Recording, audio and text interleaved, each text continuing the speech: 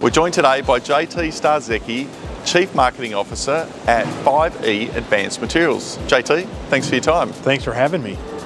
Boron in California. Two things that probably don't jump out as obvious for most resource investors. Why boron? Why California?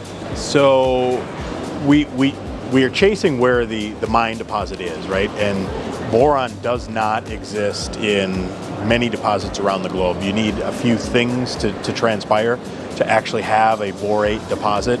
You need to have volcanic activity.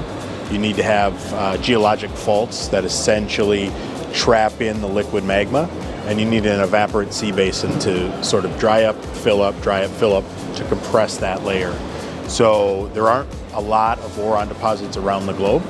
We just happen to be in a very mining-friendly jurisdiction in California. I know it's a little counterintuitive, but in San Bernardino County, where we are located, there are quite a few mining operations already in existence. So it helps us being in a mining-rich community for access to infrastructure, access to talent, things like that. What does the macro look like? What's the market? How big is it? How big is the opportunity? So currently the boric acid equivalent market is about 4.7 million tons, depending on what reports you read. Wide variety of applications. There's some very low-end applications. We often refer to it as GDP-style growth drivers. Things like detergents, fiberglass insulation, some fiber optic applications. But really where the boric acid market has started to take off is applications into clean tech. So plays into the permanent magnet and the motors in electric vehicles, the ferroboron steel that go in to construct the chassis. Those magnets are also used in wind turbines. They're used to construct the wind turbine blades, and then also have applications in solar with the borosilica glass that solar panels are constructed with. So when I look at macro applications, ESG is right at the very top of the list. And how much interest has this project and its outputs generated amongst potential users? So because we're starting to see this supply-demand gap, as we refer to it, we're starting to see a little bit of what we call FOMO, people coming in, wondering where the next supply is coming from. The market right now is dominated 85% by two producers. One is owned by the Turkish government. The other is Rio Tinto, about 80 miles from where we are.